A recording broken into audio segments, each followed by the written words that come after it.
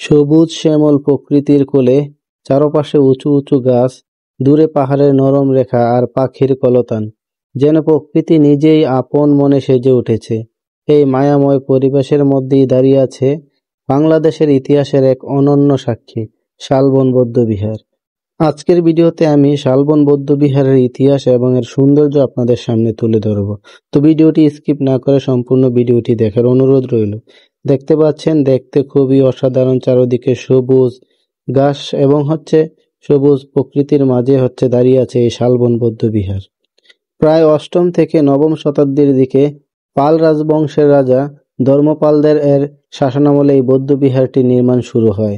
প্রাচীন নাম ছিল ভবদেব মহাবিহার। এই স্থাপনটি মূলত ছিল জ্ঞান চর্চা, ধ্যান এবং ধর্মপ্রচারের এক গুরুত্বপূর্ণ কেন্দ্র।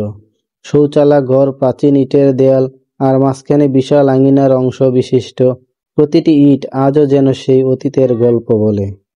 এখন আমি দাঁড়িয়ে আছি এই বৌদ্ধবিহারের মূল অংশে। এটাই হচ্ছে তাদের একেবারে মূল কক্ষ। পুরো বৌদ্ধবিহারটি একটি বিশাল আয়তাকার প্রাচীর ঘেরা কমপ্লেক্সের মতো, যার দৈর্ঘ্য ও প্রস্থ প্রায় 167 মিটার। এটি মোট 115টি কক্ষ নিয়ে গঠিত, চারপাশে একটি বর্গাকার প্রাচীরের ভেতরে অবস্থিত। চারপাশে মোট 115টি ভিক্ষু কক্ষ, উত্তর পাশে 31টি, দক্ষিণ পাশে 31টি, পূর্ব পাশে 26টি, পশ্চিম পাশে 27টি। প্রতিটি কক্ষের সামনে একটি সংযুক্ত বারান্দা ছিল, যা একটি অভ্যন্তরীণ উঠোন বা প্রাঙ্গণকে ঘিরে রেখেছিল।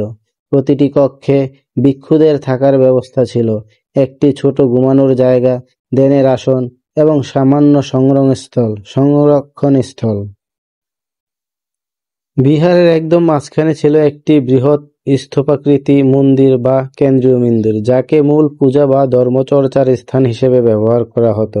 এই মন্দিরে ছিল একটি বৌদ্ধমূর্তি বসানো আসন, যেখানে ভিক্ষু ও ভক্তরা পূজা ও ধ্যান করত। মন্দিরের চারপাশে আরও কিছু ছোট স্তূপ, প্রদক্ষিণ পথ ও প্রার্থনার মঞ্চ ছিল।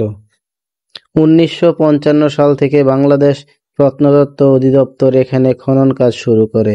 খননের ফলে এই বৌদ্ধবিহারের সম্পূর্ণ বিন্যাস, 115টি কক্ষ, কেন্দ্রীয় মন্দির এবং চারপাশের স্তূপগুলো উন্মোচিত হয়।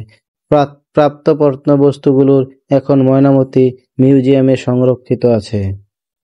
আজকের দিনে শালবন বৌদ্ধবিহার শুধু একটি পুরনো প্রত্নতাত্ত্বিক নিদর্শন নয়, এটি বাংলাদেশের ইতিহাস, ধর্মীয় ঐতিহ্য ও শিল্প কৌশলের জীবন্ত সাক্ষী। যদি কখনো তুমি এখানে যাও, চারপাশে নিস্তব্ধতা আর প্রাচীন ইটের গন্ধে যেন সময় পেছনে ফিরে যায়। মনে হবে এখনো যেন ভিক্ষুরা ধ্যান করছে, মন্দিরের ঘণ্টা বাজাচ্ছে।